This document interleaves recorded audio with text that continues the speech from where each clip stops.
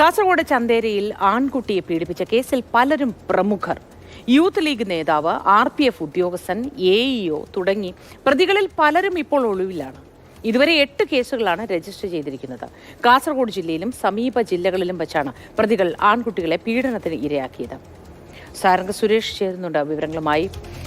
സാരംഗ, ഈ പ്രമുഖർ എന്ന് പറയുന്നത് പലപ്പോഴും ഇത്തരം കാര്യങ്ങൾക്ക്, പീഡനത്തിന് അല്ലെങ്കിൽ മറ്റ് അക്രമ സ്വഭാവങ്ങൾ കാണിക്കുന്നവർക്ക് അതിനൊക്കെ നമ്മൾ ഒരു മുൻധാരണയോടെ സമീപിക്കാറുണ്ട്. വിദ്യാസമ്പന്നർ അല്ലെങ്കിൽ സമൂഹത്തിൽ ഉന്നത സ്ഥാനം വഹിക്കുന്നവർ, ഇവർക്കൊക്കെ എങ്ങനെ കഴിയുന്നു, അങ്ങനെ നമ്മൾ താരതമ്യപ്പെടുത്തി ചിന്തിക്കാറുണ്ട്. പക്ഷേ ഇക്കാര്യത്തിൽ അതൊന്നുമല്ല.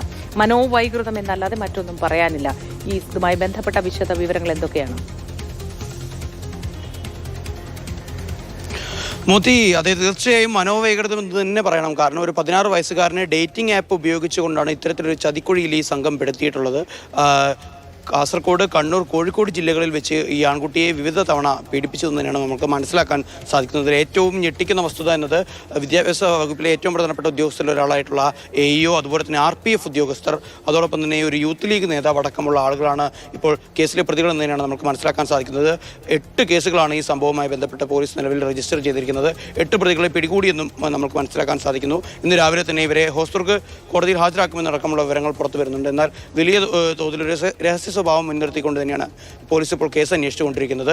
കാസർഗോഡ് ജില്ലയിൽ തന്നെ ചന്തേര, ചീമേനി, ചിറ്റാരിക്കാൽ, വെള്ളരിക്കുണ്ട്, നീലേശ്വരം പോലീസ് സ്റ്റേഷനുകളിലെ CIമാരെ ഉൾപ്പെടുത്തിക്കൊണ്ടുള്ള പ്രത്യേക അന്വേഷണ സംഘത്തിനെയാണ് കേസിൻ്റെ അന്വേഷണ ചുമതല ഏൽപ്പിച്ചിരിക്കുന്നതെന്ന് മനസ്സിലാക്കാൻ സാധിക്കുന്നു. അതോടൊപ്പം തന്നെ മറ്റ് ജില്ലകളിലേക്ക് കൂടി ഇത്തരത്തിൽ അന്വേഷണം വ്യാപിക്കാനുള്ള തയ്യാറെടുപ്പിലേക്ക് നീങ്ങുകയാണ്. ഈ കഴിഞ്ഞ ദിവസം ഈ കേസിലെ പ്രതികളിൽ ഒരാൾ ഈ ആൺകുട്ടിയുടെ വീട്ടിൽ നിന്ന് ഇറങ്ങി ഓടുന്ന ദൃശ്യം കുട്ടിയുടെ അമ്മ കണ്ടിരുന്നു. ഇതേ തുടർന്നാണ് ഇവർ ചന്തേര പോലീസിൽ പരാതി നൽകിയത്. പിന്നീട് ചൈൽഡ് ലൈൻ അടക്കമുള്ള ഉദ്യോഗസ്ഥർ നേരിട്ടെത്തി കുട്ടിയുടെ മൊഴി രേഖപ്പെടുത്തിയതോടുകൂടിയാണ് ഇത്രത്തോളം വലിയ ഒരു ചതിക്കുഴിയിലാണ് ഈ കുട്ടി പെട്ടിട്ടുള്ളത് എന്നുള്ള വിവരങ്ങൾ പുറത്തു വരുന്നത്. ഇനിയും ഒട്ടേറെ ആളുകളെ പിടികൂടാനുണ്ട്.